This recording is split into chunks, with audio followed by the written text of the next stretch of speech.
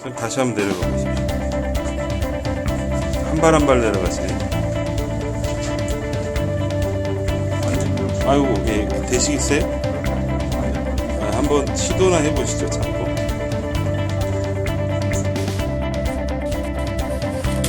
어떠세요? 나도? 올라와 보세요. 많이 차이. 가능성이 있네요. 일단 제가 아까 이 촬영 전에 말씀드렸지만, 자, 오늘은 제가 전 국민을 대상으로 사기를 한번 쳐볼까 합니다. 최근 3년 동안 페이스북에서 슬관절, 무릎 통증 때문에 고생하시는 분 치료되는 과정을 라이브로 생생하게 제가 방송을 해왔습니다. 제 페이스북의 방송을 보신다면 참 유익한 사기다라는 것을 아마 아시게 될 거예요.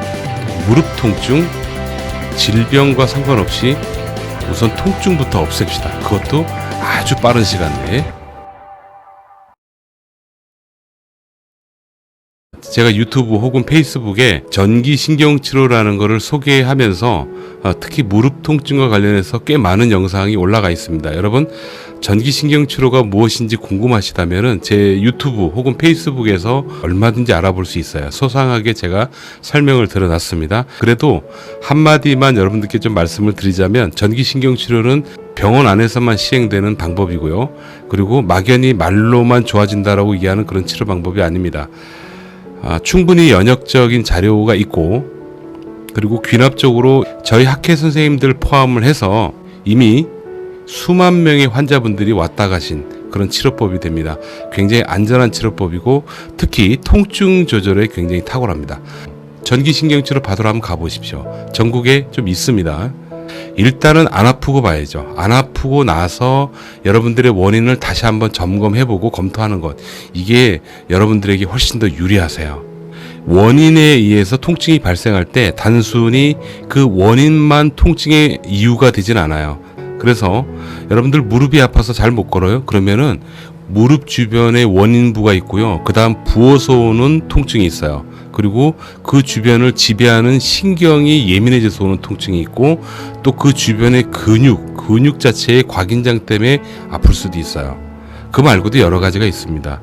원인부는 이미 진단을 통해서 나왔잖아요. 근데 여러분, 통증은 원인부뿐만이 아니고 여러 가지 요소들이 있기 때문에 가장 쉽게 접근해서 가장 쉽게 해결할 수 있는 것부터 순서대로 없애나가는 겁니다.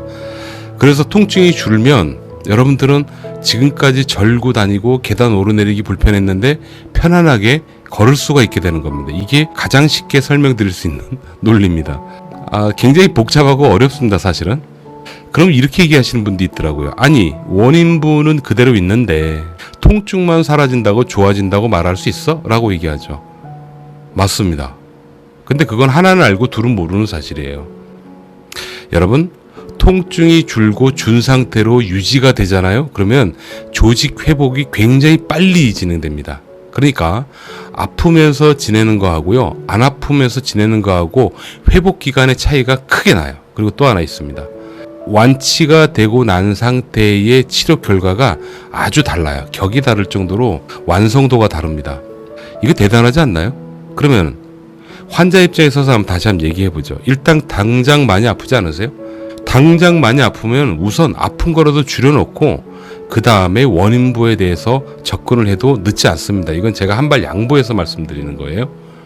너무 오래 고생하지 마시라는 얘기예요. 일단 아픈 게 줄면 원인부라고 판단됐던 부분을 보다 더 명확하고 정확하게 파악할 수가 있습니다.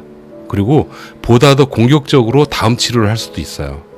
대표적으로 이분이 바로 그런 분이십니다. 이분은 거위발 건염 진단 받으신 분이고요. 쿡쿡거려요. 아까 보셨죠? 처음에 보셨던 것처럼 계단 오르내릴 때 대단히 불편하셨던 분이신데, 그날 당일날입니다. 지금 이 뭔가 치료하고 있죠? 이 치료를 하고 나서 걸으실 수 있었던 거예요. 그러면 이분한테 저희가 그 다음 과정으로 뭘 하냐면 72시간 3일만 덜 아프고 안 아프고 유지할 수 있도록 최선을 다하는 여러 가지 처치를 합니다. 그때 하는 게 전문의, 저희 원장님께서 주시는 약 주사가 있을 수도 있고요. 그 다음에 다양한 물리치료를 다시 한번 시도를 할 수도 있어요. 그렇게 해서 어떤 방법을 써서라도 3일만 잘 유지가 되면 그 다음부터는 급속도로 좋아지는 과정을 거치게 됩니다. 근데 이 거위발건염을 가지고 몇 개월씩 고생하는 건 허다하고요. 실제로 보시는 이 환자분도 열흘 이상 고생하다 오셨어요. 이게 너무 오래 고생한다는 얘기예요. 심지어 그런데 뭐 1년씩 고생하시는 분은 더 불쌍한 거죠. 게다가 요즘은 SNS의 발전이라는 아주 좋은 시대에 살고 있지 않습니까? 근데 이게 오히려 독이 되더라고요. 제가 유튜브를 통해서 좀 봅니다. 보는데 좋은 정보도 많이 있는데 일부 어떤 정보 같은 경우에는요, 혹하는 그런 내용인데요, 환자한테는 굉장히 안 좋은 그런 정보, 잘못된 정보, 혹은 책으로만 아는 정보, 그런 정보들이 올라가 있는 걸 제가 봅니다. 아, 이거 문제 있습니다. 그대로 만약에 하신다면 100% 오랫동안 아프고 더 나빠질 수 있는 그런 정보도 많이 있습니다.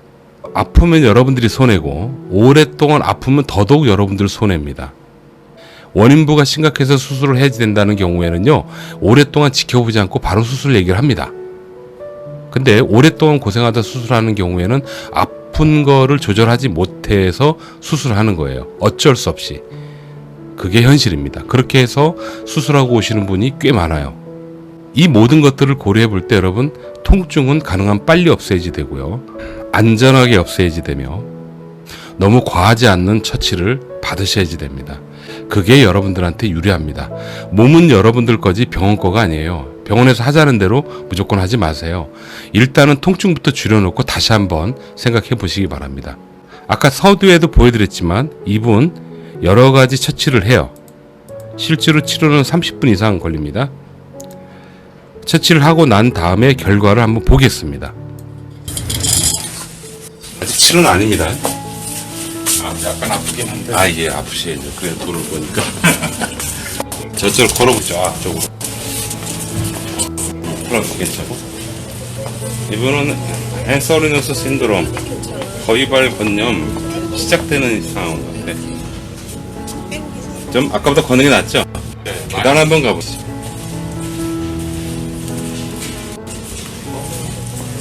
박신호 선생님 치료 준비하라. 어떠세요? 많이 나죠? 올라와 보세요.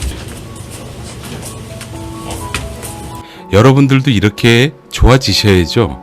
애 끌고 오래 고생하지 마세요. 자, 이상 여러분들을 위한 건강한 사기를 쳐봤습니다. 여러분 건강하시고요. 감사합니다.